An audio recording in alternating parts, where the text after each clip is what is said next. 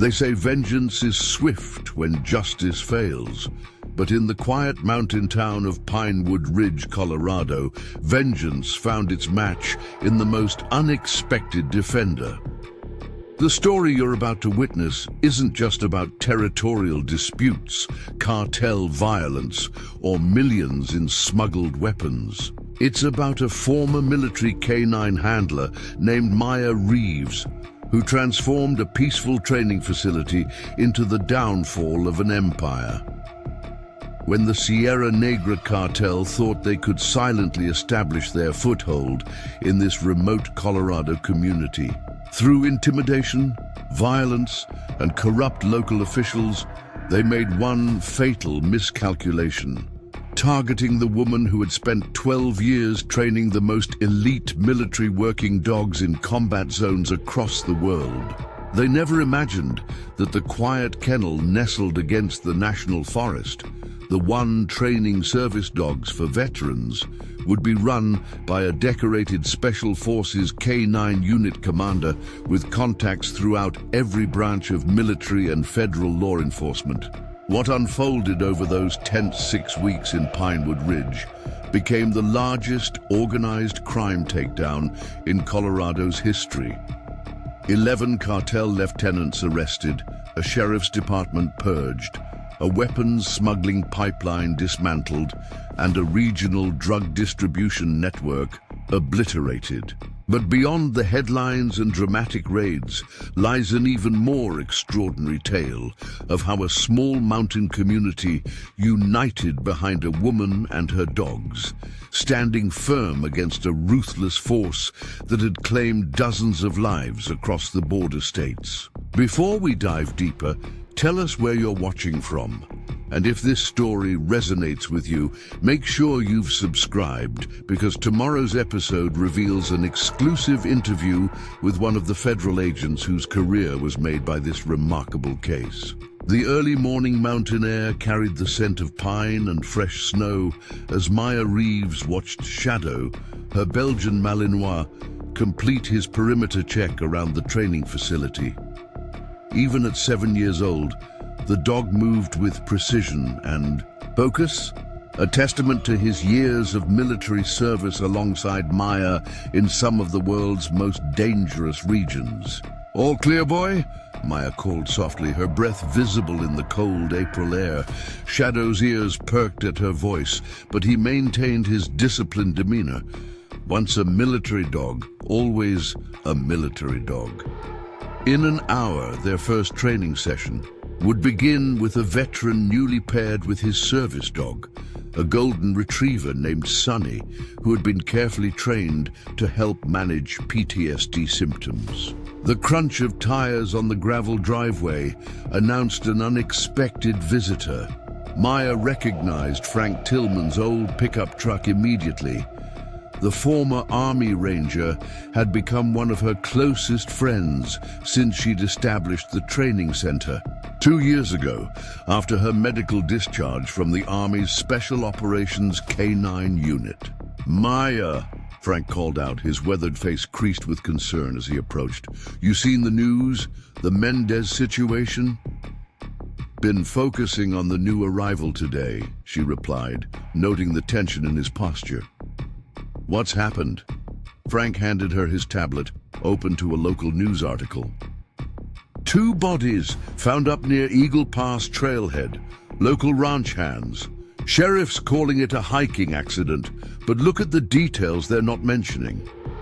Maya quickly scanned the article, her expression hardening as she read between the lines. The so-called accident had all the hallmarks of cartel enforcement, a message being sent. "Second incident this month where the details don't add up," she noted. "Eagle Pass is just 3 miles from here." "That's not all," Frank continued, lowering his voice though there was nobody else around. "Miguel at the gas station overheard some men talking yesterday. Spanish accents, city clothes, asking about property boundaries near the national forest." Shadow moved closer to Maya, his posture shifting subtly from training dog to guard dog. She'd seen that change before, back in their deployment days in Afghanistan and later during border security operations. The Malinois sensed her tension and responded accordingly. "There's something else," Frank added, pulling out his phone. "Sarah Blackwood from County Record sent me this. New LLC just purchased the old Wilson property that borders your north fence line. Paperwork processed in record time, cash deal, foreign investor." Maya frowned. The Wilson property had been on the market for years, its asking price well above market value. "How much?" $3 million. "Double the asking price," Frank replied. "No negotiation, no inspection, done in 48 hours. Before Maya could respond, the distinctive sound of a high-performance engine drew their attention. A black Escalade with tinted windows pulled into the training center's parking area, moving too fast for the gravel drive, sending stones flying. "Expecting clients in an Escalade?"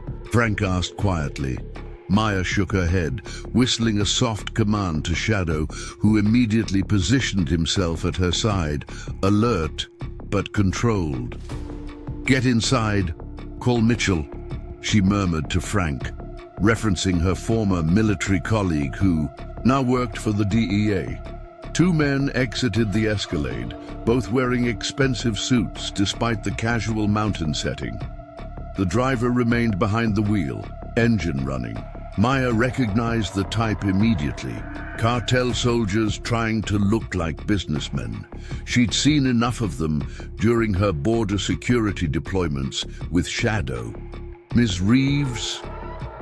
The taller man approached with an artificial smile. "Carlos Diaz, representing Sierra Vista Developments. We've acquired the neighboring property and wanted to introduce ourselves."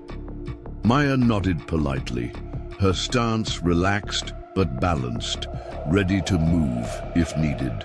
Shadow remained perfectly still beside her, but she could feel the tension in his body. "Welcome to Pinewood Ridge. What brings Sierra Vista to our little town?" "Opportunity," Diaz replied smoothly. "The mountains, the proximity to the national forest. We see potential for a private hunting lodge, very exclusive, very private." His companion had remained silent, eyes scanning the facility, noting cameras, entry points, the kennel layout. Not the evaluation of a businessman, but of someone assessing security weaknesses. "Your operation," Diaz continued, gesturing toward the training grounds. "It's impressive. Former military, yes? Your skills are well known, even across the border." The deliberately placed reference wasn't subtle. Maya met his gaze directly. "Word travels." "Indeed." Diaz smiled again, this one even less convincing than the first. "We believe in being good neighbors, supporting local businesses. Perhaps there are ways we could help each other." "I'm quite self-sufficient, but thank you," Maya replied evenly. "If you'll excuse me, I have a client arriving soon." Diaz nodded, handing her a business card. "Of course. Please call if you reconsider, or if you ever think about selling this property. We would make a very generous offer." As the men returned to their vehicle, Maya noticed Shadow's attention fixed on the rear compartment of the Escalade. The Malinois' nostrils flared slightly, a subtle tell she recognized from their counter-narcotics work. Once the vehicle disappeared down the driveway, Frank emerged from the main building. "Mitchell's calling you back in 10. Said to record. Everything, times, descriptions, license plate. Already done," Maya confirmed, having mentally logged every detail. "Did you hear the offer?" Frank nodded grimly. "Buying out the neighbors, now approaching you directly. Classic first move. The men who died weren't hikers, Frank. Maya said quietly, watching as Shadow continued to stare down the empty driveway. Sheriff Dalton is either incompetent or compromised. Betting on the latter, Frank replied. Remember the election funding? Controversy last year? Those mysterious campaign donations? The sound of another vehicle approaching interrupted their conversation. This one Maya recognized, Jason Rivera's modest sedan. The former Marine Corps veteran was today's scheduled client, arriving for his final training session with Sonny before taking the Golden Retriever home permanently. We'll continue this later, Maya said, switching smoothly from alert defensive posture to welcoming trainer. Shadow followed her lead, his demeanor softening as Rivera's car parked. Jason emerged with a tentative smile, his movements careful and deliberate, a man working hard to manage his hypervigilance in civilian life. Morning, Ms. Reeves. Hope I'm not early. Perfect timing, Maya assured him, noting the way his shoulders relaxed slightly when Shadow approached for a calm greeting. Sonny's excited to see you. She's ready for your final session. As they walked toward the training building, Maya noticed Jason's gaze following the dust trail left by the Escalade. Fancy car for these parts, he commented, his former military security training evident in the casual observation. New neighbors, Maya replied neutrally. Buying the Wilson property. Something flickered across Jason's face. Recognition, perhaps. Sierra Negra. Maya paused, turning to face him fully. You know something. Jason hesitated, then nodded slightly. Rumors down in Colorado Springs. New players moving up from the border states. Some of my buddies in law enforcement say they're particularly nasty. Ex-military mercs from across the border mixed with cartel soldiers. Shadow had positioned himself between them and the driveway, facing outward, still on alert, despite his seemingly relaxed posture. Maya had trained him too well to miss these subtle cues. Let's get you and Sonny finished with your training, she said to Jason, her mind already calculating implications and options. Then we might have some things to discuss. Inside the training facility, Sonny greeted Jason with unrestrained enthusiasm, the Golden Retriever's therapy training balanced with genuine affection for her new handler. As Maya guided them through their final certification exercises, her phone buzzed with a text from Mitchell. Stay alert. Sierra Negra confirmed. Calling you in 30. Maya watched Jason working confidently with Sonny, the former Marine's movements becoming more fluid and natural as the dog responded to his commands. These were the moments that had drawn her to Colorado after her medical discharge, helping veterans heal through the extraordinary bond with a well-trained service dog. Now that peaceful mission was under threat. Maya had no illusions about what the cartel's presence meant. She had spent too many years tracking their operations, had seen firsthand the devastation they left behind. If Sierra Negra was establishing a foothold in Pinewood Ridge, everything she had built here was at risk. Shadow remained positioned near the doorway, his attention divided between the training session and the world outside. Like Maya, he had never fully transitioned to civilian life. Part of him remained the elite military working dog, always vigilant, always ready. You're distracted, Jason observed quietly, as Sonny performed a perfect pressure therapy response, leaning against his leg as she'd been trained to do when sensing anxiety. Maya refocused on her client. Just thinking about next steps. You and Sonny are doing exceptionally well together. Next steps for us, or next steps for whatever's got Shadow on alert, Jason asked, demonstrating the situational awareness that had kept him alive through 3 combat tours. Before Maya could respond, her phone rang, Mitchell returning her call. "Excuse me," she said to Jason. "Finish the comfort sequence with Sunny. I'll be right back." She stepped into her office, Shadow following close behind, and answered the call. "Mitchell, talk to me."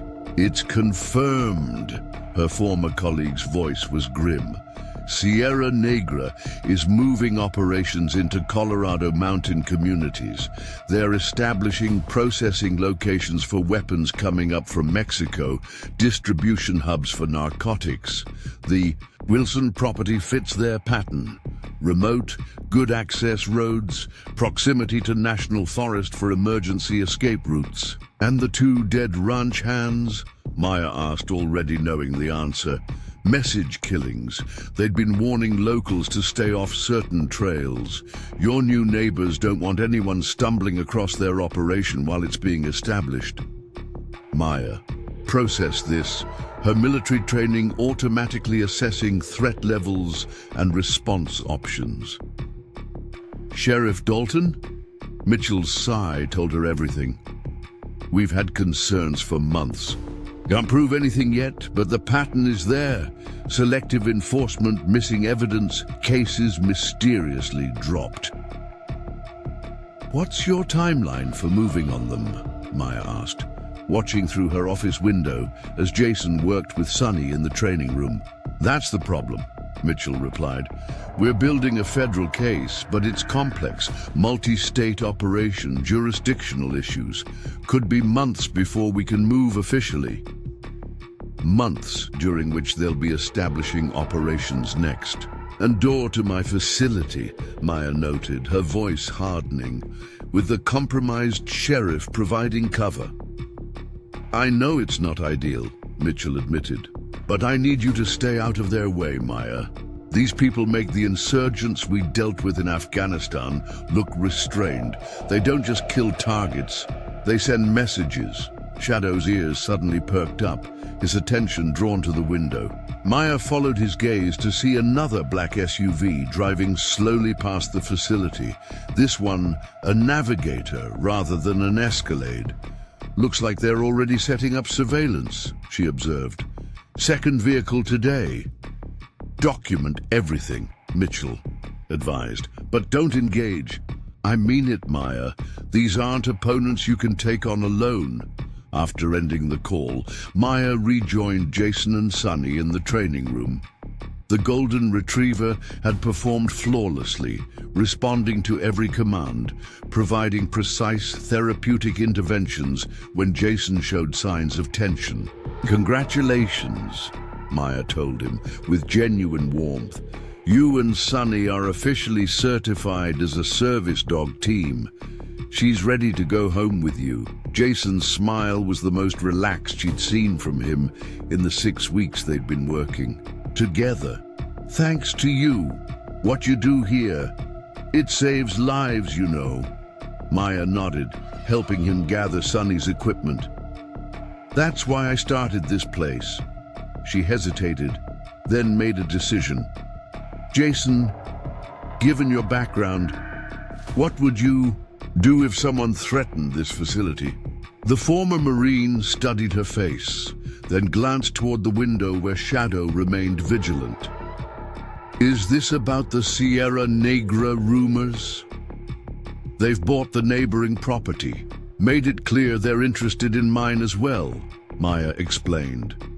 "2 local men are dead. Sheriff's compromised." Jason's expression hardened, military posture returning to his formerly relaxed frame. "You've called in federal contacts?" "They're building a case, but it'll take time," Maya confirmed. "Meanwhile, I'm sitting next to what's likely becoming a cartel operation." Jason was quiet for a moment, scratching Sunny behind the ears as he considered the situation. "When we were in Helmand Province, our unit was isolated from main forces for weeks. Captain always said the same thing. Security first, then intelligence, then operation. Maya recognized the military doctrine she had operated under during her own deployments. "I've got security covered. Shadow and I maintain full perimeter. Protocols. The intelligence gathering has begun. The operation part is where you need to be careful," Jason cautioned. "You can't go offensive against a cartel, but you can create a defensive network. There are more veterans in this county than they realize. People who understand threats, who know how to watch and report without being seen." The idea resonated. With Maya, she had been focusing on the immediate threat, not the potential resources around her. "A community intelligence network," Jason nodded. "Start with the vets who've come through your program. We all owe you. And we all have skills they won't expect from mountain locals." As if on cue, Frank tapped on the training room door. Maya got Tom Barrett on the phone. Says he was driving past the Wilson property and saw a bunch of vehicles unloading heavy equipment. Construction starting already, no permits posted. Maya exchanged glances with Jason, seeing the same strategic thinking she'd relied on during military operations. "Looks like our intelligence gathering has already begun." Outside, Shadow had moved to the window, his attention fixed on something in the distance. The Malinois posture communicated more than words could. Threat detected, awaiting orders. "Get me a list of all the veterans you've trained dogs for in the county," Maya told Frank. "And call Mitchell back. Tell him we need satellite imagery of the Wilson property last 3 months for comparison." Jason watched this exchange, then said quietly, "Sonny and I are certified now, but maybe we should stick around for a few more days. Some advanced training." Maya understood the offer immediately. "I could use the help evaluating the new German Shepherd for PTSD response training." As they spoke, another vehicle approached the facility, an unmarked police cruiser. Sheriff Dalton himself stepped out, adjusting his uniform belt as he surveyed the property with calculated casualness. "Looks like they're not wasting any time establishing their presence," Frank muttered. Maya straightened her shoulders, the weight of her sidearm under her jacket a familiar comfort. "Good. The sooner they show their hand, the sooner we can respond." Accordingly, Shadow moved to her side, his military training evident in every line of his body. Together, they had faced insurgents and IEDs across combat zones. Now they faced a different kind of war, one brought to their doorstep. "Ms. Reeves," the sheriff called out with artificial friendliness as he approached the building. "Got time for a quick word about your operating permits?" "Of course, Sheriff," Maya replied calmly, signaling Frank and Jason to stay inside with Sonny. She stepped onto the porch, Shadow at her side. "What seems to be the concern?" Sheriff Dalton's gaze flicked nervously to the Malinois, then back. To Maya, just a routine check. Counties implementing new regulations for businesses operating near the national forest. Homeland security concerns, you understand. "Interesting timing," Maya observed. "Is Sierra Vista development subject to these same new regulations?" A flash of something, surprise, perhaps concern, crossed the sheriff's face before he masked it. "All businesses will be evaluated accordingly. I'll need a full list of your clients, training records, and access to your facilities for inspection." Maya smiled thinly. "You'll need a warrant for that, Sheriff. My clients include active duty military personnel and law enforcement officers. Their information is protected." Dalton's friendly demeanor slipped slightly. "This would go easier if you cooperated, Ms. Reeves.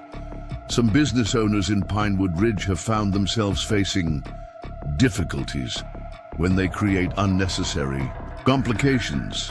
The threat was thinly veiled but unmistakable.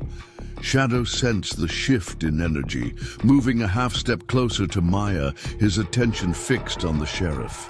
"Is that what happened to the Martin brothers up at Eagle Pass?" Maya asked directly. "They created unnecessary complications." Dalton's expression hardened. "That was a tragic hiking accident. Unless you have information suggesting otherwise." "Just curious about the timing," Maya replied. "Two local men die under suspicious circumstances. Foreign investors purchase property at inflated prices, and suddenly there are new regulations targeting neighboring businesses." "Careful, Miss Reeves," Dalton said quietly. "Speculation can be dangerous. You wouldn't want anything happening to your facility or your clients." Shadow growled softly, a sound so low it was barely audible but carried unmistakable intent. The sheriff took an involuntary step backward. "Control your dog," he snapped. "He is controlled," Maya replied evenly. "If he weren't, you'd know it. Shadow served 4 combat tours identifying threats. He's very good at his job." Dalton's hand drifted toward his sidearm, a movement Maya noted immediately. "Are you threatening an officer of the law?" "Simply stating facts about my dog's training," Maya said. "Just as I'm stating this fact, I have surveillance cameras covering every inch of this property. Our entire conversation is being recorded. Any warrant you bring will be scrutinized by my attorney, who specializes in constitutional law for veteran-owned businesses." The standoff lasted several seconds before Dalton forced a tight smile. "I'll be back with the proper documentation. In the meantime, I suggest you reconsider your position in this community, Ms. Reeves. Pinewood Ridge is changing. Best to change with it." As the sheriff returned to his vehicle, Frank emerged from the building. "Mitchell called back. Says to tell you that DEA surveillance picked up known Sierra Negra lieutenants arriving in Denver 3 days ago.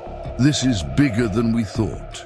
Maya watched the sheriff's cruiser disappear down the driveway, her mind already formulating plans. "Then we need to be bigger too. Call Tom Barrett and his security contractor friends. Jason, contact the vets you trust from your therapy group. Frank, get me those satellite images." Shadow remained at high alert, his training and instincts aligned with Maya's own combat experience. They had both been forged in environments where threats emerged from unexpected quarters, where survival depended on anticipating the enemy's next move. "They think they're hunting us," Maya said quietly, watching the dust settle on the driveway.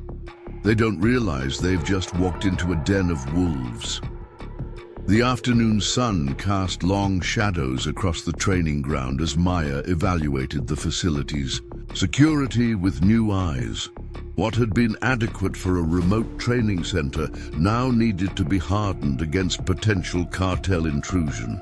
Shadow moved methodically alongside her, both of them falling into the familiar rhythm of perimeter assessment they'd performed countless times in military compounds overseas. Frank returned from town, his truck loaded with additional security cameras and motion sensors. Barrett's on his way with 3 of his contractor buddies, all former special forces, all currently between assignments. "Good," Maya nodded, marking another location for camera placement. "What about Mitchell's satellite imagery?" "Coming through now," Frank replied, holding up his tablet. He sent comparative images from 3 months ago versus yesterday. The changes were immediately obvious. The Wilson property, previously overgrown and neglected, now showed clearing patterns consistent with security perimeter establishment. Heavy equipment had created new access roads leading away from the main entrance, cutting toward the national forest boundary. "They're setting up multiple egress routes," Maya observed, recognizing the tactical approach. "And look here, clearing for what could be landing zones. Frank zoomed in on one section. Mitchell flagged this area, says it matches patterns they've seen at other Sierra Negra properties, likely location for a processing facility, underground or heavily camouflaged. The sound of vehicles approaching drew their attention. Tom Barrett's distinctive Jeep led a small convoy of 3 other 4x4s, all men with the unmistakable bearing of military veterans turned private security contractors. As they parked and approached, Maya recognized Barrett immediately, a former Army Ranger who had visited the facility 3 months earlier while considering a service dog for his own PTSD.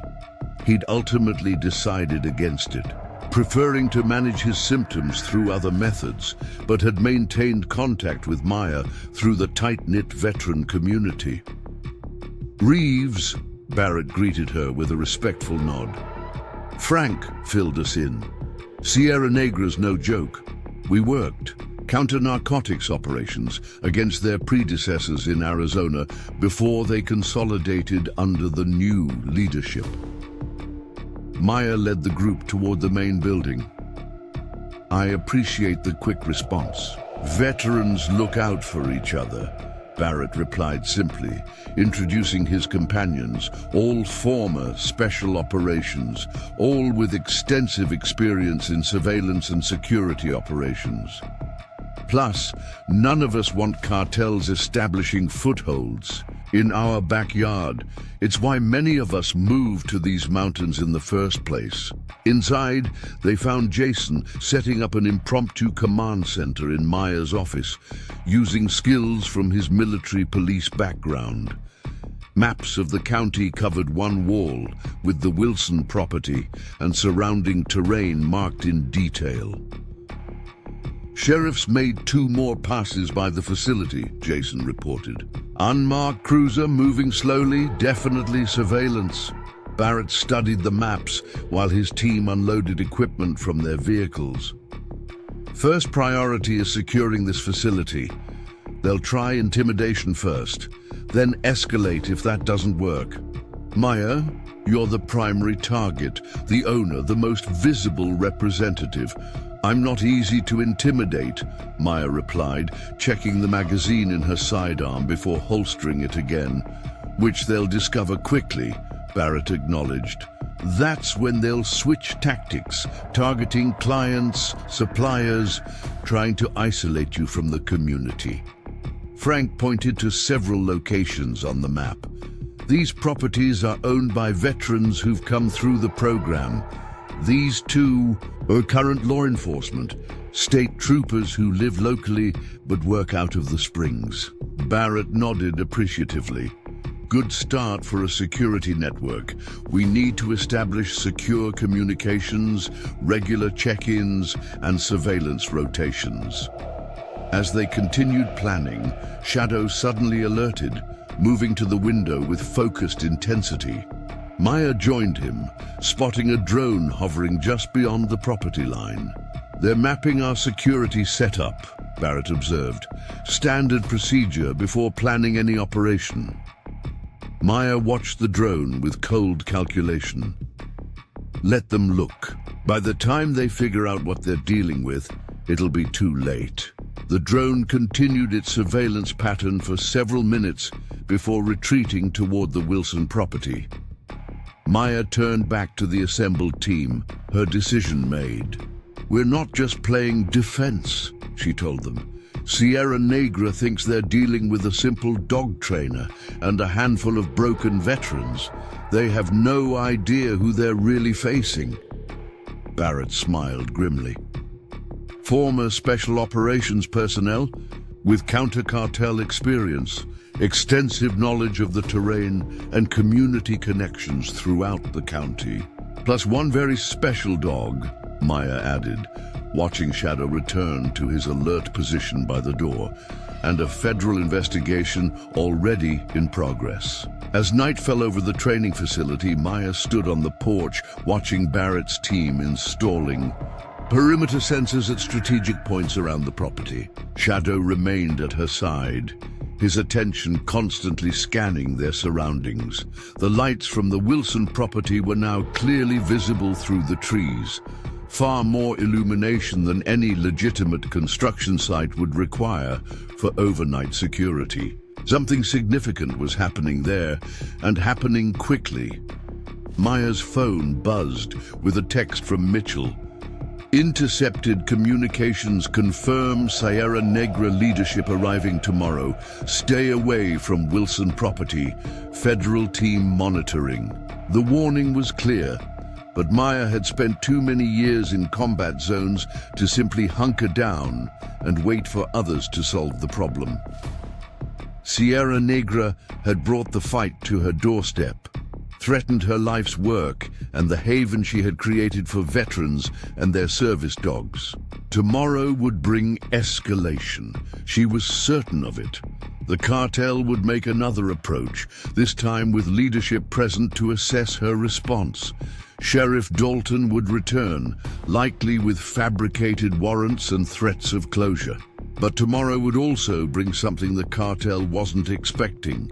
A coordinated network of veterans with specialized training, communication protocols, and intimate knowledge of the terrain they were trying to occupy. Shadow pressed against her leg, sensing her resolve hardening. The Malinois had been her partner through firefights and ambushes, had saved her life more than once with his extraordinary abilities. Now they faced a different kind of battle, but with the same stakes: survival, protection, justice. "We're ready for them, boy," Maya whispered, scratching behind his alert ears. "They have no idea what they've walked into." In the darkness beyond the training facility, the mountains of Pinewood Ridge stood silent and watchful. The war had just begun. The morning sun had barely crested the mountain peaks when Maya spotted the first surveillance vehicle parked on the Forest Service road overlooking her facility. Through high-powered binoculars, she could make out two men sitting in a dark blue Ford Explorer, too well-dressed for hunters, too alert for hikers. "That's the third different vehicle since dawn," Frank commented, standing beside her on the training facility's observation deck. "They're establishing a rotation, mapping your patterns." Maya lowered the binoculars, her expression neutral, but her mind calculating distances, angles, vulnerabilities. Barrett's team counted 2 drones during the night, both using infrared to scan our buildings. Shadow moved restlessly at her side, sensing the tension but maintaining his discipline. The Malinois had slept at the foot of her bed, alert to every sound, his military training never fully suppressed by his transition to service dog work. "Mitchell sent over the background reports on Sierra Negra," Frank continued, handing her a secure tablet. "These aren't your standard cartel thugs. Their leadership includes former Mexican special forces, private military contractors. They've been moving north systematically, establishing networks through Colorado, using legitimate businesses as fronts." Maya scrolled through the intelligence report, noting patterns that matched her own observations. The Wilson property is perfect for their needs. Remote, multiple access points, borders national forest land for emergency escape routes. Before she could continue, Jason emerged from the main building, Sunny at his side. The golden retriever had adapted perfectly to her role as a PTSD service dog, staying close to Jason with alert but calm attention.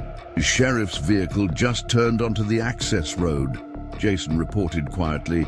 "Not alone this time. 2 SUVs following." Maya handed the binoculars to Frank and turned toward the main compound. "Get Barrett's team on perimeter positions. Alert but not visible.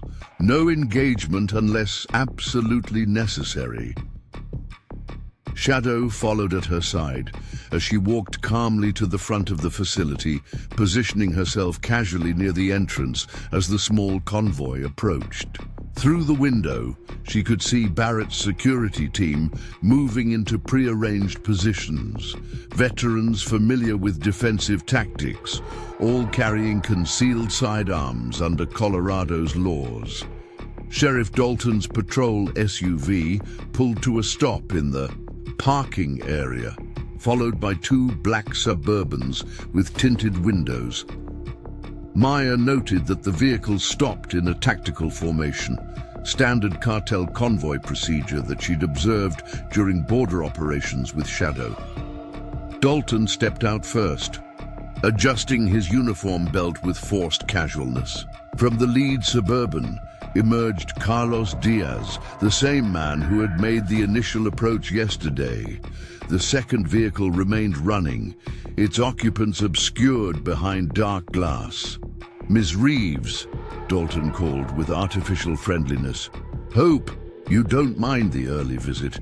Got some county business to discuss, and Mr. Diaz here was telling me about his interest in possibly acquiring your property." Maya maintained a neutral expression, her stance relaxed but balanced, ready to move, if necessary. Shadow remained perfectly still beside her, but she could feel the tension in his powerful frame. "Sheriff," she acknowledged with a slight nod. "Mr. Diaz, I'm afraid you've caught me during preparation for client sessions. Perhaps we could schedule something later." Diaz smiled, the expression not reaching his eyes. "This won't take long. I wanted to present our offer formally." He gestured toward the second Suburban, and the rear door opened. A man stepped out, mid-50s, expensively dressed in a tailored suit that seemed out of place in the mountain setting. His bearing suggested military background, his expression calculating as he surveyed the facility. "Alejandro Vega," the man introduced himself, extending a hand that Maya deliberately did not take. "Sierra Vista's principal investor. Your operation has impressed us, Ms. Reeves. We'd like to acquire it." Maya noticed that Vega made no attempt to hide his accent, unlike Diaz, who had carefully modulated his speech during their first meeting. This was a man confident enough to display his identity. "As I told Mr. Diaz yesterday, my facility isn't for sale," Maya replied evenly, "and I have clients arriving within the hour." Vega's smile tightened slightly. "Perhaps you haven't been made aware of the changes coming to Pinewood Ridge. The county has approved our development plans for a significant regional attraction. Properties in this area will be facing new regulations, new tax assessments." "Speaking of regulations," Sheriff Dalton interjected, producing an official-looking document, "I have a citation here regarding your facility's compliance with updated county ordinances. Specifically, commercial operations adjacent to federal lands require additional permits, effective immediately." Maya recognized the tactic immediately. Bureaucratic pressure coordinated with the cartel's approach.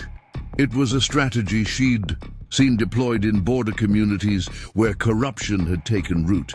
"That's interesting timing, Sheriff," Maya observed calmly, "especially considering my facility has operated under county approval for 2 years without issue." "Regulations change, Ms. Reeves," Dalton replied with a shrug that didn't quite convey the casualness he intended. "All businesses will need to comply." "All businesses?" Maya echoed, "including Sierra Vista's operations on the Wilson property. I noticed they've begun significant land clearing without posting any permits." A flash of annoyance crossed Vega's face, brief but noticeable. To someone with Maya's training in reading micro-expressions, Our permits are being processed through appropriate channels. The economic impact of our development has received priority attention." "I'm sure it has," Maya replied. "Just as I'm sure my attorney will find your sudden regulatory changes interesting. He specializes in discriminatory enforcement actions against veteran-owned businesses." Shadow shifted slightly beside her. His attention focused on the second Suburban, where the windows had lowered just enough to reveal the barrels of what appeared to be automatic weapons. Maya placed a hand gently on his back, a signal to remain. "Calm but alert. There's no need for legal complications," Vega said smoothly, though his eyes had hardened. "We're prepared to offer 3 times your property's market value. A generous relocation package. You could establish a new facility anywhere you choose. Or face mounting regulatory hurdles," Dalton added, his tone making the threat clear. "Citations, inspections, permit delays. Running a business becomes difficult when the paperwork never seems to process correctly." Maya maintained her composed expression, but inwardly her tactical assessment had shifted. The presence of armed men, the direct involvement of someone, of Vega's apparent rank, the coordinated pressure with corrupted law enforcement, Sierra Negra was moving faster and more aggressively than typical cartel expansion. "I appreciate your transparency, gentlemen," she said finally. "Now you should appreciate mine. I have no intention of selling this facility. Any regulatory harassment will be documented and reported to state and federal authorities. And if your men continue to point weapons from that vehicle, my security team will respond accordingly." As if on cue, Barrett and 2 of his contractors emerged into view on the roofline of the main building, their positions making it clear they had tactical advantage over the visitors. Maya hadn't signaled them. They had been monitoring the situation and made their own assessment of the escalating threat. Vega's expression didn't change, but his posture shifted subtly, the reaction of someone reassessing a tactical situation. "You misunderstand our position, Ms. Reeves. We're not threatening you, simply explaining realities." "I understand your position perfectly," Maya replied. "Now understand mine. This facility serves veterans who've risked their lives for this country. Men and women who don't respond well to threats or intimidation. Your development plans don't concern me, but your methods do." Sheriff Dalton's hand had drifted toward his sidearm, a movement that did not go unnoticed by Shadow. The Malinois didn't growl or display aggression. His military training was too precise for such obvious signals, but his focus narrowed, his muscles tensing in preparation. "Consider our offer," Vega said after a moment of tense silence. "It expires in 48 hours. After that, circumstances may become less favorable." He turned back toward his vehicle, signaling an end to the conversation. Dalton thrust the citation toward Maya. "You'll need to address these compliance issues immediately. I'll be back tomorrow to inspect your progress." As the convoy departed down the gravel driveway, Barrett and his team maintained their positions until the vehicles disappeared from view. Only then did they stand down, moving back to less visible security positions around the perimeter. Frank emerged from the main building where he'd been monitoring the conversation through the facility's security system. "Mitchell needs to hear about this. Vega showing up personally changes the assessment. He's never this hands-on unless something major is happening." Maya nodded, studying the citation Dalton had left. As expected, it contained vague references to newly implemented regulations with impossible compliance timelines. "They're moving faster than we anticipated. The question is why." Jason joined them, Sonny remaining perfectly calm at his side, despite the tension. Something's happening. At the Wilson property, while they were here distracting us, their people were unloading equipment on the far side of the property line. Heavy machinery, prefabricated structures. Get on the radio to Mitchell, Maya instructed Frank. Tell him we need satellite coverage, continuous monitoring, and contact the Veterans Network. I want eyes on every access road to the Wilson and property. Rotating shifts, documenting everything that moves in and out. Inside the main building, Barrett had established a makeshift operations center. Tactical maps covered one wall, communication equipment lined another, and security feeds displayed every approach to the facility. Vega's presence is significant, Barrett noted as Maya entered. He normally operates through at least 3 layers of subordinates. For him to make a personal approach means whatever they're planning at the Wilson property is high value, possibly time-sensitive. Maya studied the satellite imagery that Mitchell had provided earlier. Look at the clearing patterns. Standard security perimeter, yes, but these access roads, they're designed for heavy equipment. Significant construction. Processing facility, one of Barrett's team suggested. Sierra Negra's been establishing a network of weapons distribution points. The Wilson property's location is perfect, remote but accessible, multiple evacuation routes through the national forest. Shadow had positioned himself by the door, his alertness never wavering. Maya had seen this level of focused attention from him before, in combat zones where threats were constant and deadly. They're not just pressuring us to expand their operation, she realized, tracing the access roads on the map. We're directly in their path. The most direct route from their property to the highway runs through our eastern boundary. Barrett nodded his understanding. Your facility isn't just adjacent to their operation, it's an obstacle to their logistics. That explains the accelerated timeline, the personal involvement from leadership. Frank burst into the room, his expression grim. Just got word from Miguel at the gas station. 2 more bodies found, hikers who ventured too close to the Wilson property line. Sheriff's Department already calling it a mountain lion attack, but Miguel's brother works for the county coroner, says the wounds aren't consistent with any animal. The room fell silent as the implications settled. Sierra Negra wasn't just establishing an operation. They were already eliminating witnesses, securing their perimeter through lethal force. Mitchell needs to accelerate the federal response, Maya said finally. How quickly can he get a task force assembled? Frank shook his head. He's pushing, but jurisdictional issues, warrant requirements, we're looking at weeks, not days. We don't have weeks, Jason observed quietly. Whatever they're building over there, they're moving at construction speeds I haven't seen outside. Of combat zones, multiple shifts, continuous operation. Maya made her decision. We can't wait for federal action. We need to gather actionable intelligence, document criminal activity that can't be explained away or covered up by corrupted local law enforcement. Barrett's team exchanged glances. Then Barrett spoke for them all.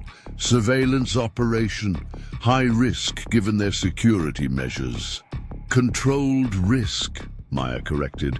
We're not engaging, not confronting, just documenting. Shadow and I have conducted similar operations along the border. We know how to move without being detected. As if understanding his name in the conversation, Shadow moved to Maya's side, his posture shifting subtly from alert guard dog to operational partner, a transition Maya recognized from their deployment days. You're not going alone, Frank stated flatly, his tone making it clear this wasn't a suggestion. Of course not, Maya agreed. We'll establish observation posts at strategic points, rotating surveillance teams. Barrett's security contractors maintained facility defense. Veterans with reconnaissance experience handled the observation. Everything documented, everything transmitted back to Mitchell's team in real time. Jason studied the maps, his military training evident in his methodical assessment. These ridgelines offer clear views of the Wilson property while providing multiple extraction routes if compromised. Small two-person teams could maintain continuous observation without detection. Barrett nodded his agreement. My people can coordinate the rotation schedule, establish communication protocols, but we need to move quickly before they get their own surveillance network fully operational. Maya's phone vibrated with an incoming text from Mitchell. Intel confirms weapons shipment arriving tomorrow night. Sierra Negra accelerating timeline. Federal task force still pending approval. She showed the message to the others. We don't have the luxury of waiting for official channels. By this time tomorrow, they'll have established their operation fully. Once the weapons are distributed through their network, the damage is done. What's your play? Barrett asked, recognizing the shift in Maya's demeanor from defensive to offensive posture. Tonight we establish surveillance positions. Document everything. Vehicles, personnel, weapons, activities. Create an evidence package too substantial for even corrupted local law enforcement to ignore. Maya pointed to specific locations on the map. Here, here, and here. 3 teams, overlapping fields of observation. Frank studied the positions Maya had indicated. Those are all on your property line or public land. Legal observation posts. Exactly, Maya confirmed. We're not crossing boundaries, not interfering with their operation, simply documenting criminal activity from legally defensible positions. Barrett's team began gathering equipment, high-resolution cameras, night vision, devices, secure communication systems. The veterans among them fell naturally into pre-mission preparations, muscle memory from years of similar operations in far more hostile environments. Outside, the afternoon sun cast long shadows across the training grounds as Maya prepared Shadow for their role in the night's operation. The Malinois moved through practice scenarios with flawless precision. Silent movement, camouflage positioning, alerts without vocalization. Jason watched the training sequence with professional appreciation. He still remembers every bit of his military protocols. Some skills never fade, Maya replied, rewarding Shadow with quiet praise as he completed a particularly challenging silent approach exercise. His senses are still as sharp as they were in Afghanistan. Night vision better than any equipment we could carry. As darkness approached, the facility transformed from a peaceful training center to a covert operations base. Barrett's security team established defensive positions around the perimeter, while the surveillance teams made final equipment checks. Mitchell called for a last briefing before they deployed. I've convinced my superiors to fast-track the task. Course based on the intelligence you've provided. They'll be assembled and ready to move within 48 hours. But Maya, you need to understand the risks. If Sierra Negra detects your surveillance operation, they won't hesitate to eliminate perceived threats. We understand the risks, Maya assured him, but we can't sit idle while they establish an armed stronghold next door. The evidence we gather tonight will give your task force what they need for immediate action. As night fell completely over, Pinewood Ridge, 3 teams moved out from Maya's facility, taking carefully planned routes to their observation positions. Maya and Shadow formed one team, accompanied by Frank, whose background in army intelligence made him the ideal partner for documentation. They moved silently through the forest, Shadow leading the way, his senses alert to any human presence that might detect their approach. The mountain air carried sounds clearly in the darkness. Construction equipment still operating at the Wilson property, voices carrying commands in Spanish, the distinctive metallic sounds of weapons being handled when they reached their planned observation post, a natural rock formation that overlooked the main clearing area of the Wilson property. Maya was stunned by what she saw. The cartel had established what appeared to be a full tactical operations center in less than 48 hours. Prefabricated structures were already in place. Heavy equipment continued to excavate what looked like underground facilities, and armed guards patrolled in military formation. "This isn't just a distribution point," Frank whispered as he set up the high-resolution camera. "This is a forward operating base. Look at the communication array they're installing." Maya studied the operation through night vision binoculars, her military experience allowing her to interpret what she was seeing. They're establishing something permanent. The investment level, the security measures. This is meant to be a regional headquarters, not just a temporary staging area. Shadow remained perfectly still beside her, his training allowing him to maintain absolute silence while his senses monitored their surroundings for potential threats. Occasionally, his ears would twitch towards specific sounds, giving Maya early warning of movement patterns around the property. For 3 hours, they documented everything: personnel rotations, weapons types, equipment deliveries. Through their secure radio, they received similar reports from the other observation teams positioned around the property. Then Shadow's demeanor changed subtly, a change only Maya would recognize. His attention fixed on the forest behind them, body tensing in silent alert. "Someone's coming," she whispered to Frank, already packing the observation equipment. "Move to extraction point 2. Shadow and I will create a diversion if needed." Frank nodded, securing the collected evidence in a waterproof pouch as they began a strategic withdrawal. Years of military training made their movements nearly silent despite the darkness and rough terrain. Shadow led the way, choosing a path that minimized sound and visibility. Behind them, Maya could hear what Shadow had detected earlier: the movement of multiple people through the forest, using tactical formation to sweep the area. "They have patrols outside their perimeter," she realized, expanding their security zone beyond the property boundaries. Through their earpieces came an urgent transmission from Barrett.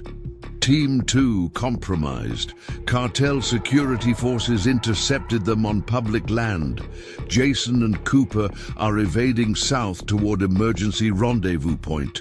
The situation was escalating rapidly. Maya made a swift decision. All teams withdraw immediately. Priority is securing the evidence already collected. Barrett, initiate facility defense protocol. They may attempt to strike at the center once they realize we've been conducting surveillance. As they moved through the darkness toward their extraction point, Maya could hear the cartel patrols communicating behind them, getting closer, coordinating their search pattern with professional efficiency. These weren't typical cartel soldiers. They moved with the discipline and tactics of military special forces. Shadow suddenly froze, his body language alerting Maya to immediate danger ahead.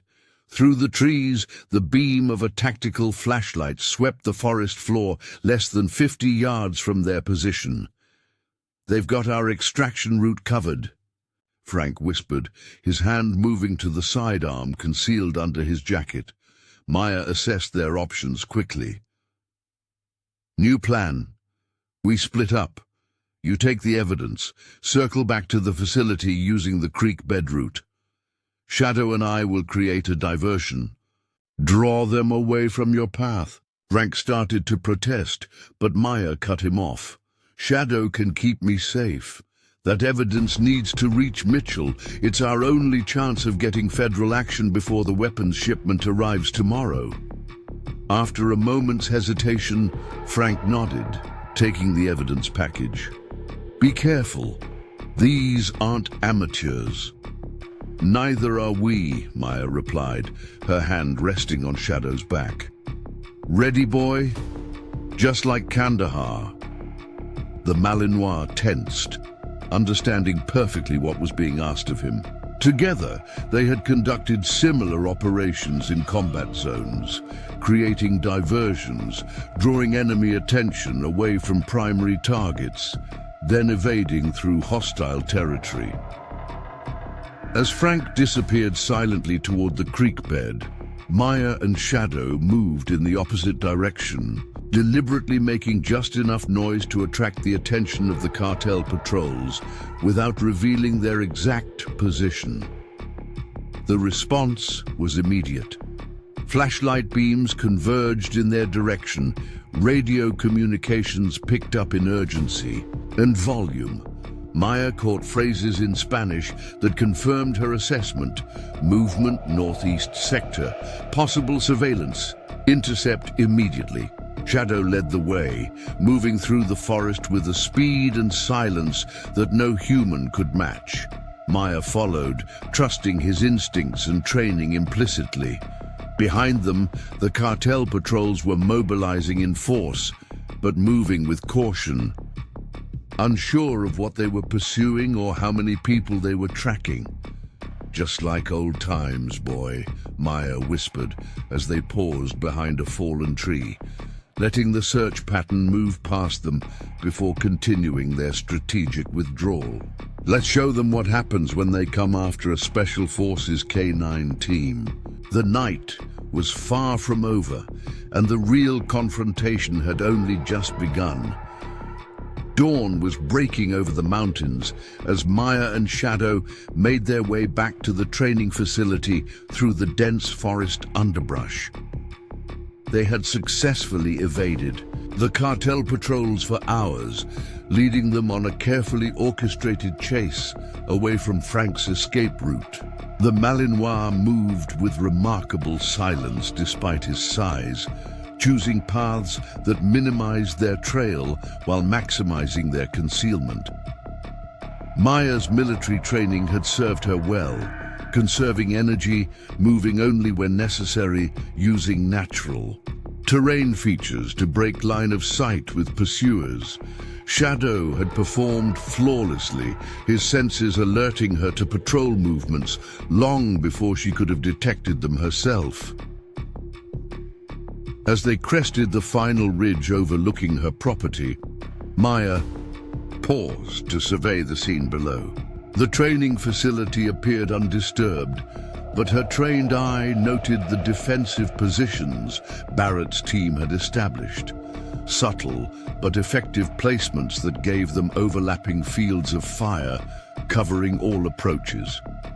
"Almost home, boy," she whispered to Shadow, who remained vigilant despite hours of intense activity. His military training had prepared him for extended operations, and his bond with Maya meant he would push himself beyond normal limits to protect her. They approached the facility using the pre-arranged recognition signals, ensuring Barrett's security team identified them correctly. Frank emerged from the main building as they reached the perimeter, relief evident on his weathered face. "Started to think you weren't coming back," he said quietly as they slipped inside. "Jason and Cooper made it back an hour ago. Sierra Negra patrols were all over the forest." "They're searching with purpose," Maya confirmed, removing her tactical gear while Shadow drank thirstily from his bowl. Professional search patterns, night vision equipment, not typical cartel security. Inside the operations center, Barrett and his team were reviewing the surveillance footage they'd managed to collect before the teams were compromised. Jason looked up as Maya entered, his expression grim. "We got it all," he said without preamble. "Weapons caches, personnel movements, vehicle identification. Sierra Negra isn't just establishing a distribution point, they're building a regional command center." Maya studied the high-resolution images displayed across multiple screens. The operation was far more sophisticated than initially suspected. Prefabricated buildings being assembled with military efficiency, communications equipment that suggested significant technical capabilities, armed personnel moving with the discipline of formal military units rather than typical cartel enforcers. Mitchell needs to see this immediately, she decided, noting the weapons visible in several images: military-grade assault rifles, crew-served machine guns, what appeared to be shoulder-launched missiles still in transport crates. This goes beyond drug trafficking or weapon smuggling. They're establishing a fortified compound. Barrett nodded in agreement, already transmitted everything to his secure server. But there's something else you need to see. He pulled up a different set of images, these showing a large excavation on the Wilson property. Underground facilities, reinforced construction, similar to cartel bunkers we observed near the border, but more sophisticated. "Staging area for something bigger," Frank suggested, studying the images. "The weapon shipment Mitchell mentioned, it's not the end goal, it's preparation." A sudden commotion outside drew their attention. Through the security monitors, they could see Sheriff Dalton's patrol vehicle approaching, accompanied by 2 county SUVs and an unmarked black sedan. Unlike the previous visit, this had the hallmarks of an official operation. "Right on schedule," Maya observed, checking her watch. "They waited until we'd be returning from surveillance, hoping to catch us off guard." Shadow moved to alert posture. Beside her, sensing the change in energy, Maya placed a reassuring hand on his back, feeling the tension in his powerful muscles. "Barrett, secure the evidence. Frank, get Mitchell on the line. Tell him what's happening. Jason, take Sonny and the other service dogs to the secure kennel area." Maya's orders were calm but direct, each team member responding with practiced efficiency. Through the monitors, they watched Dalton exit his vehicle, followed by 4 deputies in tactical gear. Excessive force for what should have been a routine regulatory visit. The unmarked sedan remained running, its occupants hidden behind tinted windows. "They're not here for regulatory enforcement," Barrett observed, his voice low. "This is intimidation, possibly a pretext for search and seizure." Maya nodded her agreement. "Which is exactly what we anticipated. The cameras are running? Everything's being recorded inside and out," Barrett confirmed, "and transmitted off-site in real time." Maya straightened her shoulders, her decision made. "Let's not keep them waiting." With Shadow at her side, she moved to the facility's main entrance, her posture relaxed but alert. Through the windows, she could see Barrett's security team positioning themselves discreetly throughout the building. Veterans with combat experience, prepared for potential threats, but careful to remain non-provocative. "Ms. Reeves," Sheriff Dalton called as she opened the door, his artificial smile failing to mask the tension in his voice. "We're here to conduct the inspection I mentioned yesterday. County regulations require immediate compliance verification." Maya noted the tactical posture of the deputies, hands near weapons, positions calculated to provide coverage of the entrance. Not standard procedure for administrative enforcement. "Of course, Sheriff," she replied calmly, "though I'm surprised by the show of force for a simple permit inspection." Dalton's smile tightened. "Standard protocol for businesses near federal land. Homeland Security guidelines." "I see," Maya said, making no move to invite them inside. "I should inform you that my attorney has already filed challenges." The Federal Command Center hummed with activity as Maya briefed the multi-agency task force assembled in what had been her training facility's main conference room.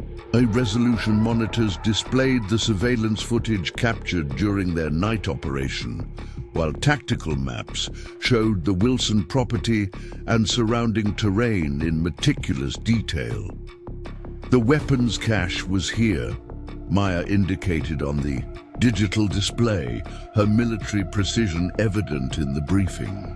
Based on the crate markings and visible hardware, we identified Russian-made surface-to-air missile systems, anti-tank weapons, and what appears to be next-generation electronic warfare equipment.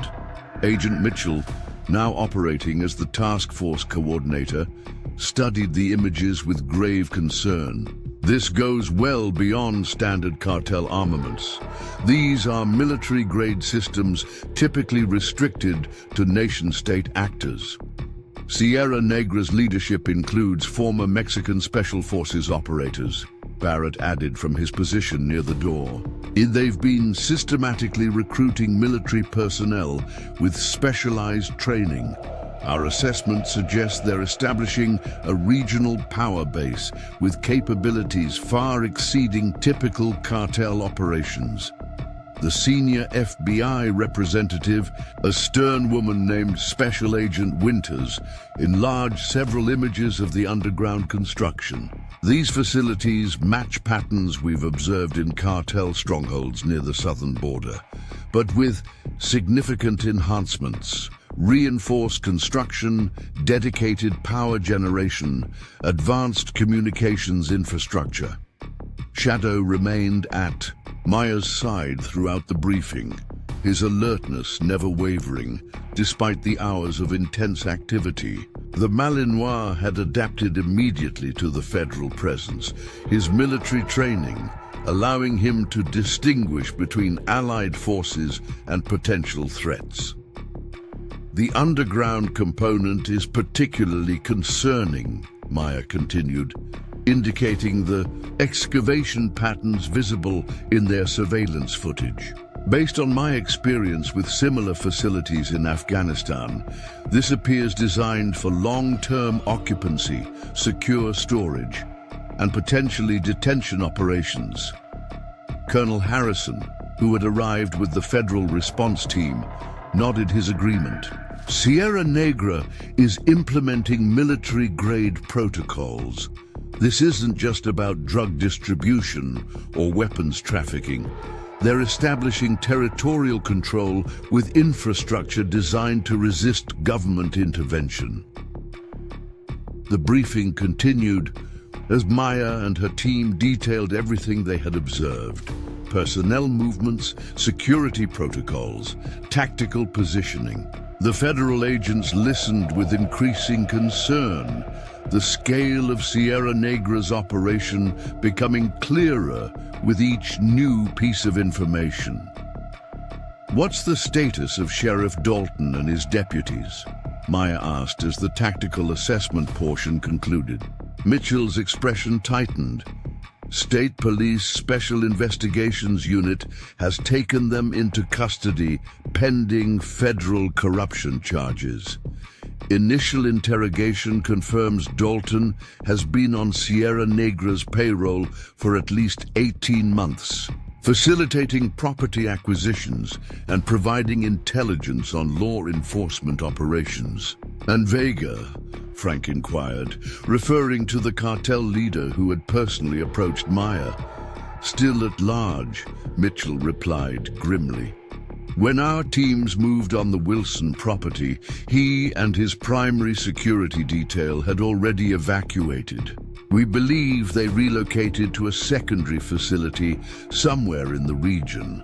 Maya absorbed this information with the calculated assessment of someone accustomed to adversaries who adapted quickly. They had contingency plans in place. Professional operators always maintain multiple extraction routes and fallback positions. Outside the conference room windows, she could see federal tactical teams establishing perimeter security around her facility, while Sentinel security operators continued to maintain their defensive positions under Colonel Harrison's coordination. The property had been transformed from a peaceful training center to a forward operating base for a major federal operation. "What about the weapons shipment Mitchell mentioned yesterday?" Barrett asked, his security contractor experience evident in his focused concern on tangible threats. "If it wasn't at the Wilson property when federal teams arrived, it's still in play." Agent Winters nodded, bringing up satellite imagery on the main display. "Based on the intelligence you provided, we've identified 3 potential staging areas within a 50-mile radius. Federal teams are conducting simultaneous operations at each location now."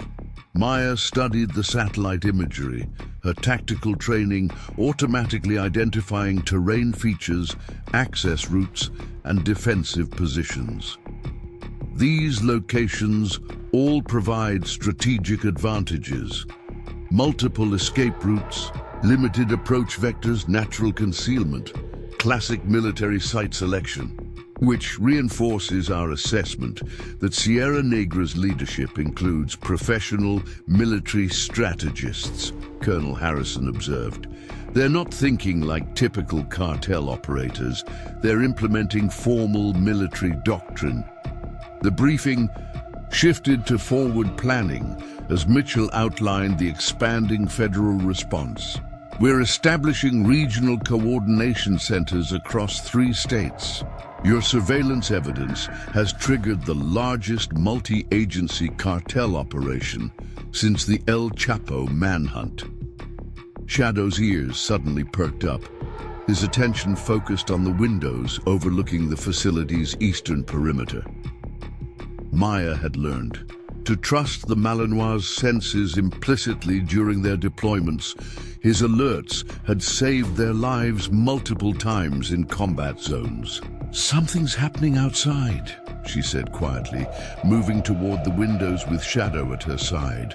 Through the reinforced glass, they could see Sentinel security operators reacting to something beyond the perimeter fence, moving to defensive positions, establishing fields of fire, communicating with tactical hand signals that Maya recognized from her military experience.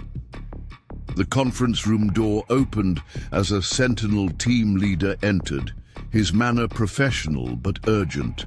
"Colonel Harrison, we've detected drone surveillance of the perimeter. Multiple systems, coordinated flight patterns, professional operation." Harrison exchanged glances with Mitchell, both men recognizing the implications. "Sierra Negra, conducting reconnaissance for potential counterstrike," Harrison assessed calmly. "Standard procedure following loss of a significant operational asset." Maya watched the Sentinel operators deploying counter-drone measures.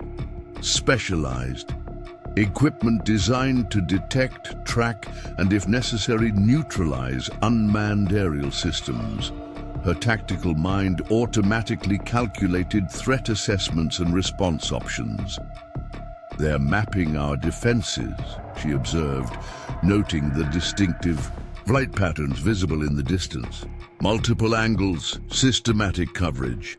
This isn't just information gathering, it's target acquisition."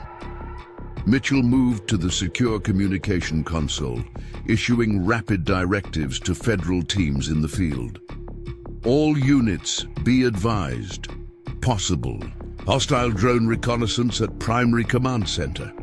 implement countermeasures, and enhance perimeter security, potential for coordinated assault. The federal agents in the conference room shifted smoothly into defensive protocols, securing sensitive materials, checking weapons, establishing communication chains. Maya recognized the practiced efficiency of professionals who had trained extensively for crisis response. "We should move the service dogs to the secure underground facility," she told Jason, who had remained responsible for the therapy animals despite the federal takeover of the property. "If they're mapping targets, the kennel building will be vulnerable." As Jason departed to relocate the dogs, Frank approached with updated intelligence from the satellite feeds. "Mitchell, we're tracking vehicle movements at 2 locations 15 miles from here, consistent with tactical deployment patterns." The tension in the command center increased perceptibly as the situation evolved from investigation to potential combat operation. Sierra Negra was responding to the federal intervention with coordinated countermeasures, suggesting a level of organizational capability far exceeding typical cartel operations. "Ms. Reeves," Agent Winters addressed Maya formally, "given your military background and familiarity with the terrain, we'd value your assessment of potential approach vectors if Sierra Negra attempts a direct action against this facility." Maya moved to the tactical display, Shadow remaining at her side as she indicated key terrain features surrounding the property. Based on their demonstrated capabilities, they'll avoid direct confrontation with federal forces. Their most likely approach would utilize these ravines to the northeast, providing concealment while bypassing the main security checkpoints. Harrison nodded his agreement, adding his own tactical assessment. Sierra Negra's leadership includes experienced military strategists. They won't commit to a frontal assault against superior forces. They'll employ asymmetric tactics, drone strikes, precision raids, standoff weapons, which means we need to expand our security perimeter, Mitchell concluded, already coordinating with field teams via secure communications. Establish observation posts covering these approach routes. Deploy counter-drone systems on the ridgelines. Maintain aerial surveillance of the surrounding forest. Maya watched the rapid deployment of federal resources with professional appreciation. The response was comprehensive, methodical, and strategically sound. Exactly what the situation demanded given Sierra Negra's demonstrated capabilities. "What about evacuation protocols for non-essential personnel?" she asked, thinking of the service dogs and support staff still present at the facility. "If Sierra Negra employs standoff weapons or drone strikes, this location could become untenable. Quickly." Mitchell nodded grimly. "We're already arranging secure transport. Non-combat personnel and the service animals will be relocated to Colorado Springs within the hour. Essential command staff will transfer to the mobile command center once operational security is established." Outside, the federal presence continued to intensify as additional tactical teams arrived. Armored vehicles establishing defensive positions, counter-drone systems deploying on rooftops, snipers taking position on elevated structures. The peaceful training facility had been transformed into a fortified command post. Shadow remained alert at Maya's side, his military training evident in his focused vigilance despite the hours of continuous activity. Like Maya, the Malinois had been conditioned through multiple combat deployments to maintain operational readiness despite fatigue or stress.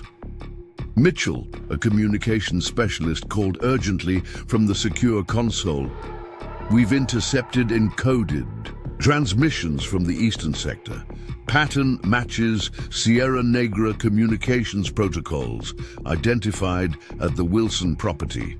The atmosphere in the command center sharpened instantly as electronic warfare specialists moved to analyze the intercepted signals. Maya recognized the focused intensity of combat operations activating, the transition from planning to imminent action. Triangulating source location now, the specialist continued, working rapidly at his equipment. Signal strength suggests multiple transmitters, coordinated communications net. Agent Winters moved to the tactical display, highlighting terrain features in the eastern sector. These ridgelines provide optimal positions for surveillance and communications relay. If they're establishing a tactical operations center, it would logically be positioned here with multiple fallback routes to the south. Maya studied the indicated locations, her combat experience automatically assessing tactical advantages and vulnerabilities.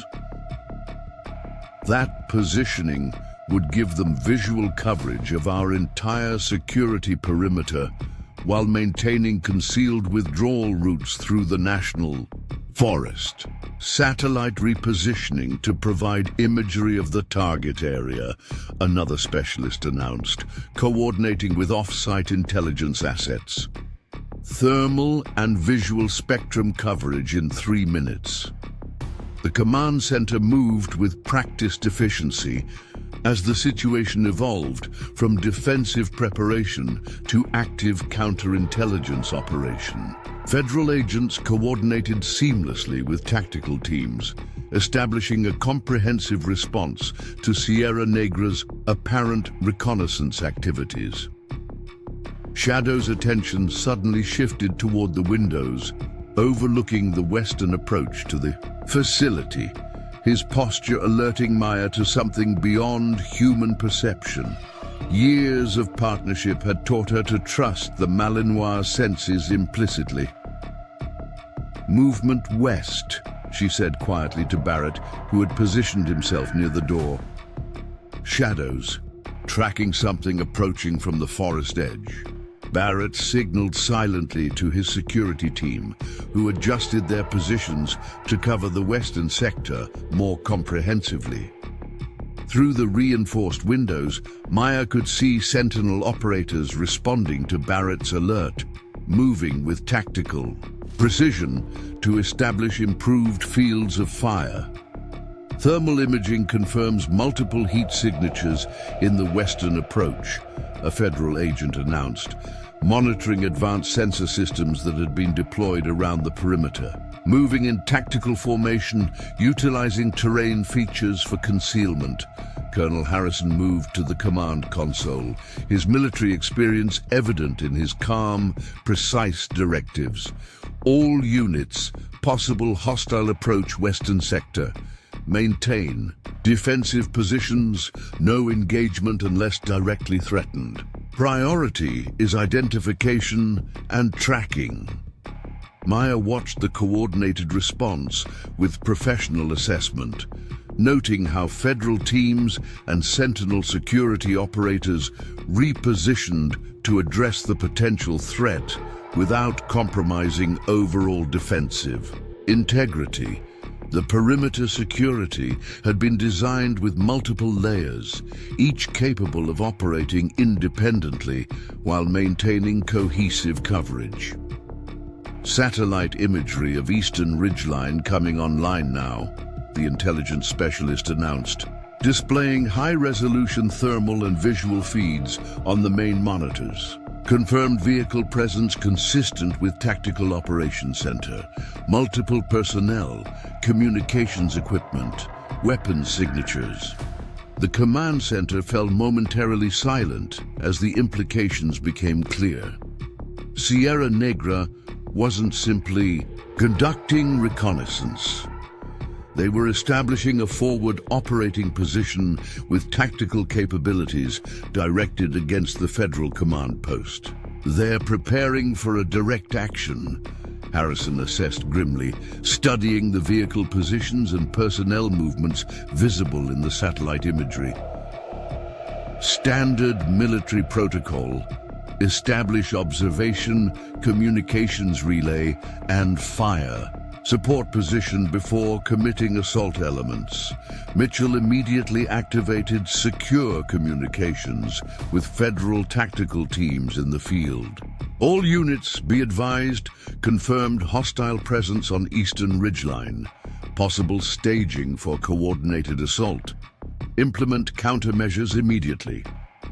Maya moved to the tactical display, indicating specific terrain features visible in the satellite imagery.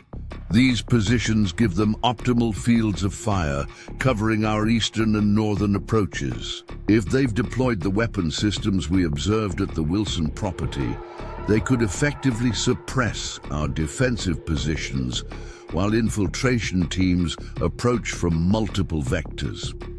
Requesting air support, Mitchell directed to his communications. Team, priority deployment, armed response authorized under federal counterterrorism protocols. As the command center coordinated the expanded response, Shadow's alertness shifted again, this time toward the main entrance of the facility. Seconds later, the security system announced an approaching vehicle, single SUV at main checkpoint. A Sentinel operator reported through the secure communications network. Federal identification presented, Agent Davis from DEA Regional Office. Mitchell frowned, checking his tactical deployment roster. Davis isn't assigned to this operation. Verify credentials and maintain security protocols. Maya exchanged glances with Barrett, both recognizing the potential security breach. Classic infiltration tactic, Barrett observed quietly. Utilize legitimate credentials to penetrate defensive perimeter. Through the security monitors, they watched as Sentinel operators implemented enhanced verification procedures, checking credentials against secure databases, maintaining tactical positions covering the vehicle, keeping the occupant isolated until identity could be conclusively established. Credentials showing as authentic in the federal database, the security specialist reported, a note of concern evident in his voice. But facial recognition is returning in cons. The secure interview room was deliberately stark. A metal table bolted to the floor, 2 chairs, and reinforced walls designed to contain potential threats while enabling comprehensive surveillance. Maya sat calmly on one side of the table, Shadow positioned attentively beside her chair. The Malinois' posture appeared relaxed, but Maya recognized the subtle indicators of his heightened awareness. The precise angle of his ears, the controlled rhythm of his breathing, the focused alertness in his eyes. The door opened as federal agents escorted Carlos Ramirez into the room.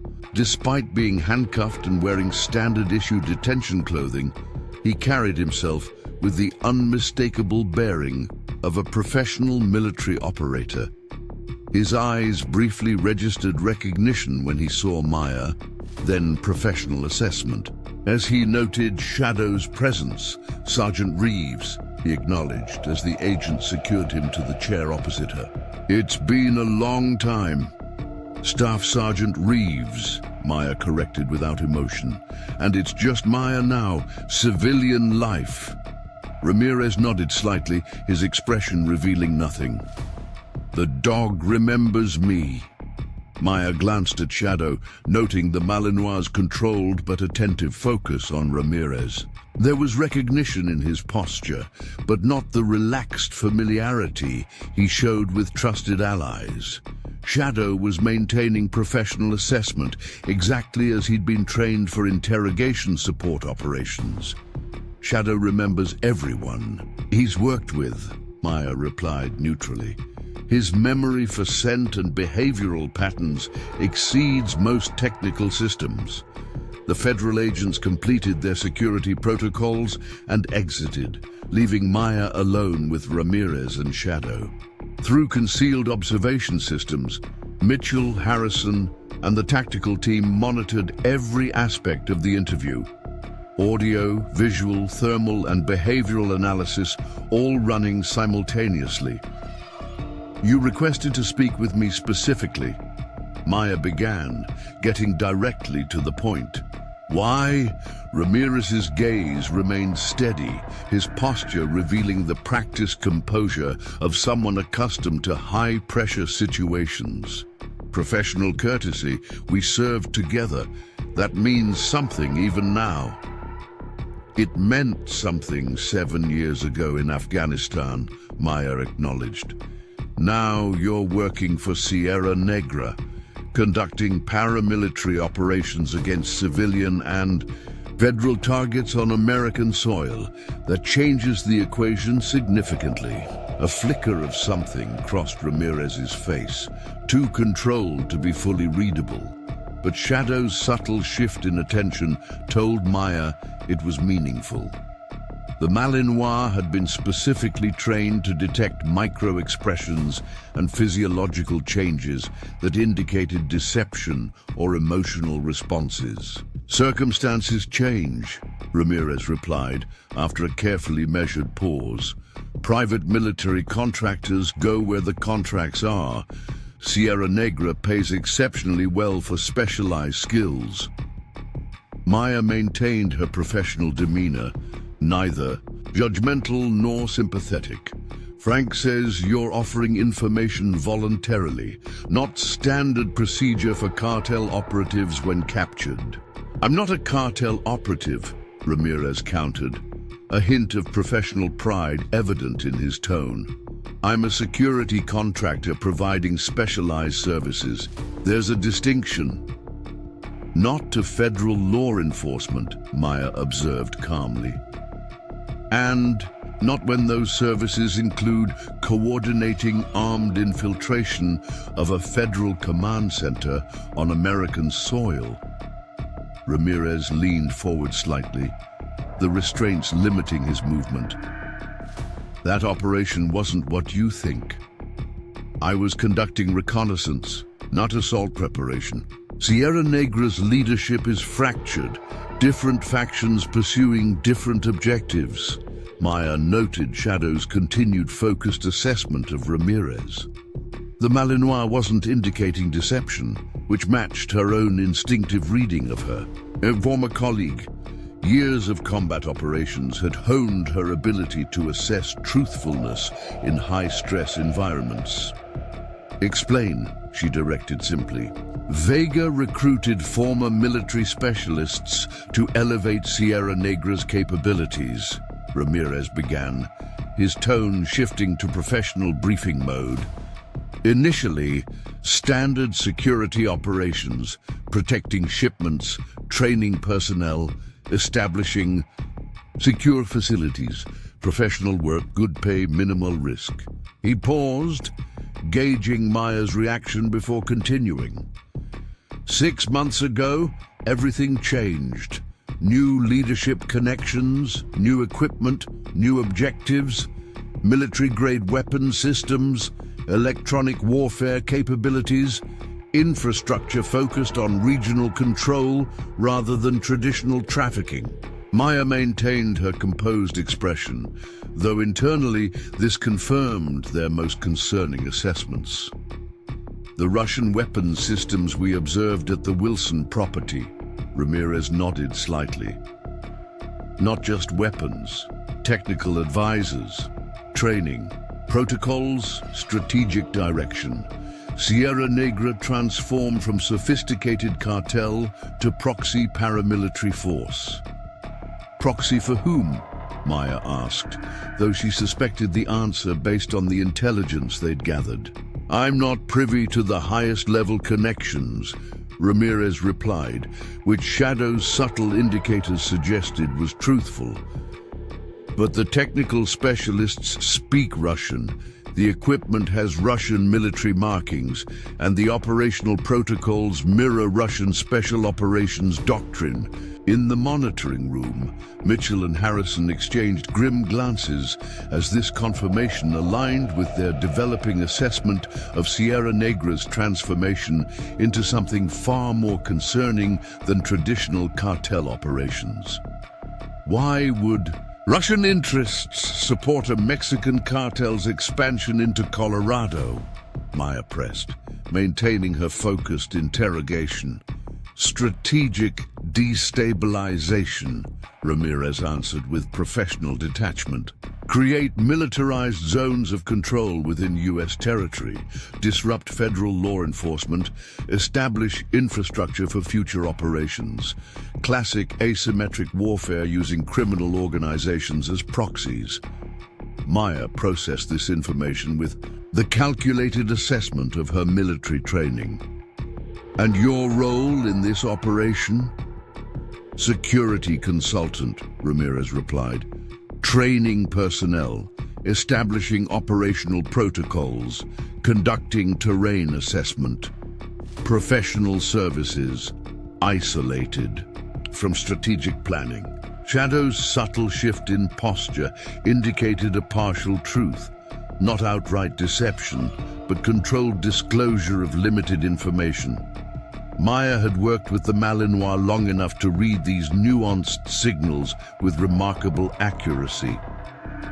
Your credentials were authentic enough to pass initial federal verification, she noted. That suggests access to sophisticated resources for creating false identification. Ramirez's expression remained professionally neutral. Sierra Negra's technical capabilities exceed anything you've encountered from traditional cartel operations. That's precisely why I initiated contact. You were captured attempting to infiltrate a federal command center, Maya pointed out. That doesn't align with initiating contact. I allowed myself to be captured, Ramirez corrected, a hint of professional pride evident in his tone. If I'd wanted to avoid detection, I would have used different protocols. The credentials were meant to trigger verification procedures, creating an opportunity for controlled contact. Maya noted Shadow's continued assessment of Ramirez. The Malinois wasn't indicating deception in this claim, which aligned with her own tactical evaluation. The infiltration attempt had seemed oddly straightforward for someone with Ramirez's training and experience. You orchestrated your own capture to establish communication, she summarized. Why not use established channels for providing intelligence to federal authorities? Sierra Negra has penetrated multiple law enforcement and government systems, Ramirez replied. Standard intelligence. The night sky over the Colorado mountains was unusually clear. Stars stretched across the vast darkness as Maya stood at the command center window, watching federal teams complete their defensive preparations. Shadow maintained his vigilant position beside her, the Malinois appearing tireless despite nearly 24 hours of continuous operation. Years of military deployments had conditioned both of them to function effectively through extended high-intensity situations. Perimeter teams report all counter-drone systems operational, Barrett announced, approaching from the Tactical Coordination Station. Full coverage established, overlapping detection zones, active neutralization capabilities on standby. Maya nodded, her expression revealing nothing of the tension she felt as the potential conflict timeline compressed. And the electronic warfare countermeasures? Fully deployed, Barrett confirmed. Hardened communication systems active, jamming, capabilities covering all approach vectors to the eastern ridgeline position. Federal technical teams maintain continuous monitoring of Sierra Negra's electronic emissions. Through the reinforced windows, they could see the transformed landscape surrounding what had been her peaceful training facility. Armored vehicles positioned at strategic access points, tactical teams maintaining defensive positions with clear fields of fire, specialized equipment deployed across rooftops and elevated structures. The night vision capabilities integrated into the window glass allowed Maya to track movement patterns that would have been invisible to untrained observers.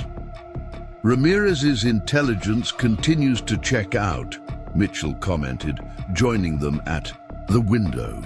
Federal teams have verified activity at all 3 secondary locations he identified. Thermal and electronic signatures consistent with his descriptions of Sierra Negra's distributed operational capabilities. Shadow's attention shifted suddenly toward the eastern perimeter, his posture communicating alert assessment rather than immediate threat detection. Maya had worked with the Malinois long enough to recognize these subtle distinctions in his behavior. The difference between identifying potential concern and detecting confirmed threats. "Movement east?" she inquired quietly. Mitchell checked the tactical display on his secure tablet. "Sentinel team adjusting counter-drone positioning based on updated wind patterns. No hostile activity detected." The command center continued its controlled operational tempo as federal teams maintained comprehensive security protocols while processing Ramirez's expanding intelligence briefing. The former Sierra Negra security contractor had provided detailed information on operational structures, weapons capabilities, communication protocols, and planned activities. Intelligence that was proving consistently accurate as federal. Teams verified key elements. Extraction team reports Ramirez's family secured at protected location, Harrison announced, returning from a secure communication session. Full protective detail established, medical evaluation completed, initial debriefing underway. No indication that Sierra Negra surveillance personnel detected the extraction operation. Air assets still awaiting final authorization, Mitchell reported with controlled frustration. Washington requiring additional verification of foreign military connection before approving strike against the ridgeline position. The tactical situation continued to evolve as the infiltration team approached the outer perimeter security zones. Federal operators maintained disciplined positions, tracking the approaching threat without revealing their defensive capabilities. Standard counter-infiltration methodology designed to identify objectives and capabilities before committing to engagement. Sierra Negra's electronic warfare emissions continuing to increase, the technical specialist reported from the monitoring station. Estimated 15 minutes until full operational capability achieved. Already detecting interference patterns, targeting our surveillance and communication frequencies. This accelerating timeline created mounting pressure for immediate response, with the potential electronic warfare threat directly impacting their ability to counter the approaching infiltration. Team and the anticipated drone strike package. Mitchell returned to the secure communication console, emphasizing the urgency to command authorities in Washington. Infiltration team has reached the outer perimeter marker, the surveillance operator announced, deploying equipment at 3 locations with overlapping fields of coverage toward the facility. Appears to be targeting systems, possibly laser designators for precision strikes. Maya recognized this deployment pattern immediately from her combat experience. Target designation for the drone strike package, she confirmed. They're establishing multiple targeting positions to guide precision payloads towards specific objectives within the facility.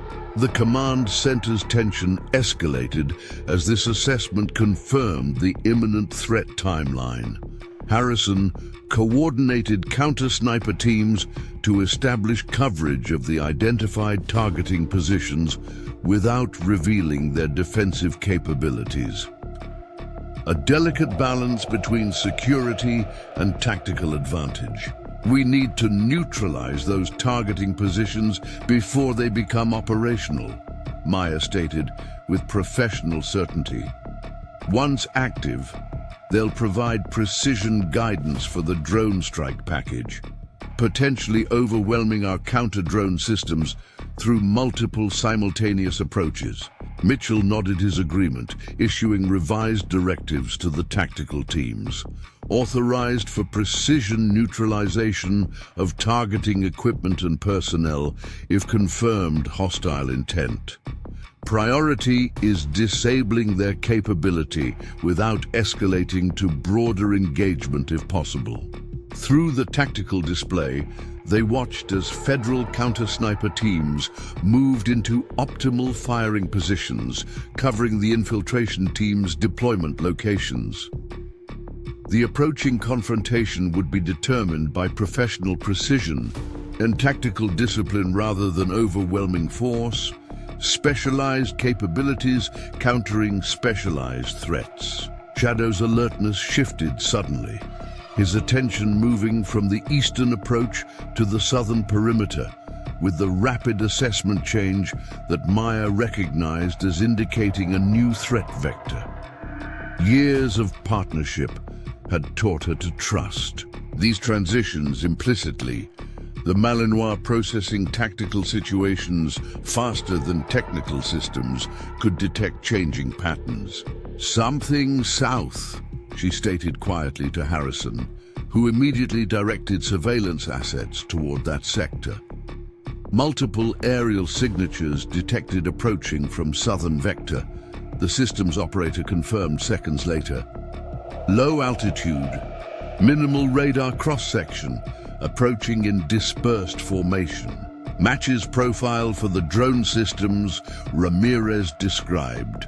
The command center's operational tempo intensified as this confirmation of the accelerated drone strike timeline required immediate countermeasures. Counter-drone systems activated across the facility perimeter. Electronic warfare specialists implemented jamming protocols targeting known control frequencies. Tactical teams adjusted positions to maintain security against both the ground infiltration team and the approaching aerial threat. Earlier than expected, Mitchell observed grimly. They're compressing all operational timelines simultaneously. Standard procedure when operational security is compromised, Maya confirmed, her military experience providing contextual understanding of the tactical adjustments. They're implementing all elements before we can establish comprehensive countermeasures. The secure communication system chimed with an incoming priority transmission. Mitchell, Washington has authorized immediate airstrike against Eastern Ridgeline position. Assets cleared for engagement, weapons free, immediate execution. This authorization represented a critical timing. The federal operation against Sierra Negra concluded with unprecedented success. All 3 secondary facilities were secured, their weapons caches neutralized and their command structure dismantled. Vega and 11 cartel lieutenants were apprehended at the Grand Junction facility, where federal teams successfully recovered the server data before destruction protocols completed. Maya stood on the porch of her rebuilt training center 6 months, later watching Shadow guide a veteran through a PTSD response exercise. The facility had been restored with enhanced security features, now serving twice as many veterans with service dogs specially trained to help heal the invisible wounds of war. "Hard to believe what happened here," Mitchell commented, visiting, to deliver news that the final Sierra Negra operative had been sentenced.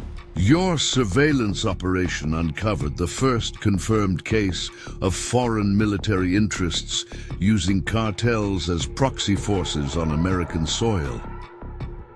Maya scratched behind Shadow's ears as the Malinois completed his training session. "We just did what we were trained to do. Identify threats, gather intelligence, protect what matters." The evidence recovered from Sierra Negra's servers had revealed the full scope of Russian military involvement, triggering international investigations and new homeland security protocols nationwide. What began as a threat to Maya's peaceful training center had exposed a sophisticated attempt to establish militarized zones of control within U.S. territory.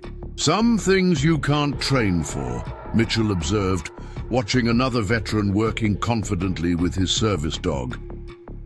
"The way this community united behind you, veterans becoming a defensive network, that made the difference." Maya smiled as Shadow guided his trainee to perfect completion of a complex support sequence. That's what they never understood. They thought they were targeting a woman and her dog. Instead, they found a community that remembers what it means to stand together. As the mountain sun set over Pinewood Ridge, Maya's facility continued its healing mission, stronger, more vital, and more essential than ever before. If you were inspired by this incredible true story of courage and community standing against corruption, make sure to hit that subscribe button. Our channel brings you these remarkable tales of ordinary heroes making extraordinary stands every week. Drop a comment below, sharing what you thought about Maya and Shadow's incredible journey. And don't forget to click the notification bell so you never miss our next video, where we'll be sharing the untold story of how a small-town librarian uncovered evidence that saved an entire community from environmental disaster. Remember, the most powerful force against darkness isn't always what you expect. Sometimes it's a woman, her dog, and a community that refuses to back down.